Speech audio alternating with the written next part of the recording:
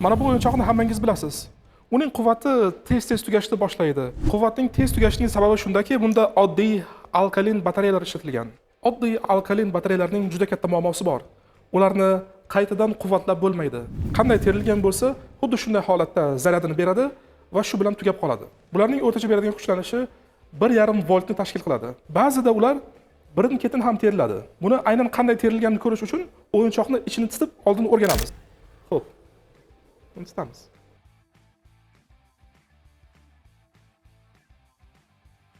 Demak, mana umumiy ichki ko'rinishi.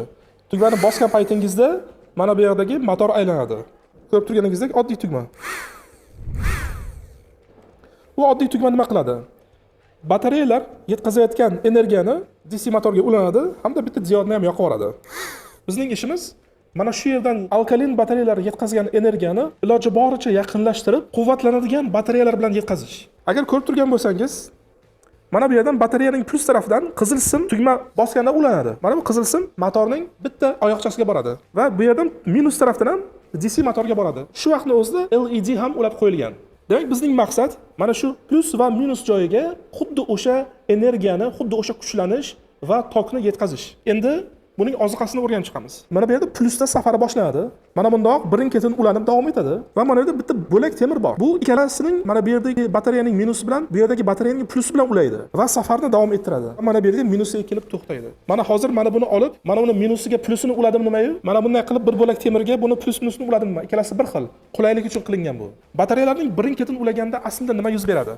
Buni yaxshiroq tushunishingiz uchun sal mexanikaga o'xshatamiz. Har bitta batareyaning kuchlanishi 1,5 volt. Endi tasavvur qiling, 1,5 voltni 1,5 metrga aylantiramiz. Biror bir buyumni olamiz u, uni go'yoki 1,5 metr balandlikdagi ustundan tushiramiz. U qandaydir oddiy tilda aytganda kuch bilan kelib tegadi va mantiqni xuddi shunday davom ettirsak bo'ladi. O'xshash sabablarga ko'ra, to'rttalasini birin-ketin ulab, har biri 1,5 voltdan kuchlanish beradi va ularning umumiy kuchlanishi 6 voltni tashkillashtiradi. Demak, biz batareyaga plus va minus simlari orqali 6 volt kuchlanishni yetkazib berishimiz kerak. Tok kuchi haqida gapirganda esa bu haqida o'ylamasa ham bo'ladi. Litiy polimer batareyalarning yetkaza oladigan tok kuchi alkalin batareyalarga qaraganda ancha ko'proq. Esingizda bo'lsa, potensial energiya haqidagi videomizda biz buyumlarning yuqoriroqdan tushirilish misolida potensial energiyani tushuntirgandik. O'xshash sabablarga ko'ra kuchlanishni ba'zida potensial deb ataydi va elektr energiya potensiali ham voltlarda o'lchanadi. Hozir bizning qo'limizda litiy polimer batareyasi turibdi. U qayta quvvatlanadi. Uning umumiy quvvati ilgarigi 4 ta batareyaga qaraganda ham ko'proq aslida. Lekin bu yerda bitta muammo bor. Har qanday litiy asosida qurilgan batareya, xoh u litiy polimer yoki litiy ion batareyasi bo'lsin, 3,7 volt kuchlanish yetkaza oladi. Endi biz 3,7 volt kuchlanishni 6 voltga qanday qilib aylantiramiz? Odatda mana bu DC motorlar 5 voltdan 12 voltgacha ishlaydi. Bu holatda 6 volt ishlatilganining sababi aslida qulaylik uchun. Chunki 4 ta batareyadan har biri 1,5 voltdan bo'lsa, bundan 5 volt yaratish ozgina qiyinroq bo'ladi. O'sha uchun mana shunday shakllanib qolgan. Lekin bu yerda muammo tug'iladi agar birdaniga ulasak. Bu bizga 3,7 volt beradi. Va qanday qilib biz uni quvvatlaymiz? Mana shu yerda eng qizig'i boshlanadi. Demak, mana bu o'yinchoqni sxematik ko'rinishini chizamiz. Demak, bizda DC motor bor. Umumiy hisobda DC motorga farqi yo'q. Qanday qilib ulaysiz?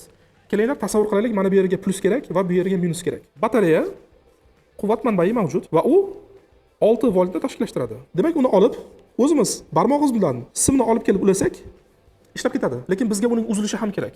Bu tarafiga biz kalit qo'shamiz va u kalit plus tarafini ulaydi va uzadi. Bu bizning tugmamizning o'rnini bosadi sxemada. Va kelinglar endi aniqlik uchun oradagi kondensatorni ham qo'shamiz. Bu bizning o'yinimizda uncha qatnashmasa ham baribir qo'shish kerak. Va orada nur tarqatuvchi diodni chizamiz. Lekin bizning asosiy konsentratsiya mana bu motor plus minus va 6 voltning yetkazilishi. Muammo shundaki, bizda 6 voltlik manba yo'q. Bizning manba 3,7 volt yetkazadi. Endi biz mana shu 3,7 voltni qandaydir qilib birinchi navbatda 6 voltga aylantirishimiz kerak. Buning uchun mana bunday uskuna bor. Uni buck converter deyshadi. Uning kirish kuchlanishi bor va chiqish kuchlanishi bor. Va mana bu yerdagi trimmer yoki potentsiometr yordamida kirgan kuchlanishni oshirish mumkin. Ertaga biz tarbiyalaydigan odamlar to'g'ri sxemada chizish kerak-da. Demak, mana bunday qilib ulab qo'yamiz. Va xuddi shunday buning plus tarafini plusga va minus tarafini minus V out degan joyini borib minusga ulaymiz. Va biz trimmer orqali kuchlanishni 3,7 voltdan trimmerni aylantirib 6 voltga chiqaramiz. Xo'p, muammoning bir qismini hal qildik. Batareyadan chiqadigan 3.7 voltlik kuchlanish bu yerga kelib nihoyat 6 voltga aylandi. Bu yerda fitna nazariyachalari mana endi kuchlanishni ko'tarib bo'lsa, endi biz cheksiz energiyaga erishishimiz mumkin ekan-ku deyish ham mumkin. Lekin aslida bu kuchlanishni ko'targan bilan quvvatni o'zgartirmaydi, hamda energiyani ham o'zgartirmaydi. Shunga yarasha bu bera oladigan kuchlanish ham tushadi yoki quvvati tezroq sarflanadi. Endi buni quvvatlantirishni o'ylaymiz. Radioelektronika magazinlarida iloji boricha TP4056 asosida qurilgan modul ishlatiladi yoki litiy-ion batareyalarni quvvatlantiruvchi modul desangiz ham bo'ladi. Lekin bu batareyani eslab qolinglar, iloji boricha faqat bir dona batareyani quvvatlantirishga ishlatish afzalroq va harakat qilinglar aynan Type-C ga asoslanganini xarid qilishga. Chunki o'z telefoningiz quvvatlantiruvchisi bilan buni ham quvvatlantirasiz. Buning ham o'zining ulanish mantig'i bor. Hozirgi vaqtda radioelektronika sohasida yoki rus tili yoki ingliz tili ishlatiladi. O'zbek tiliga ko'pchilik hali tarjima qilinmagan. Ko'p turgingizdek, hattoki chivin ham elektronikaga qiziqadi. Sen esa qiziqmaysan.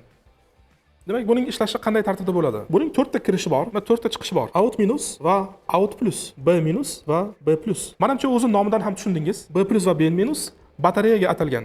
O'sha uchun biz batareyani bu yerga kelib ulaymiz va uning out minus degan joyini keltirib minusga ulaymiz va out plus degan joyini keltirib plusga ulaymiz. Mana shunday qilib bizning sxemamiz bitadi. Lekin повышающий degan sxemani trimerni aylantirib kerakli kuchlanishga keltirish esingizdan chiqmasin. Buni faqat multimetr degan uskuna bilan bajarish mumkin. U aslida juda ham qimmat emas, xo'jalik magazinlarida ham sotiladi. Lekin iloji boricha radioelektronika magazinlarida xarid qilganingiz yaxshi.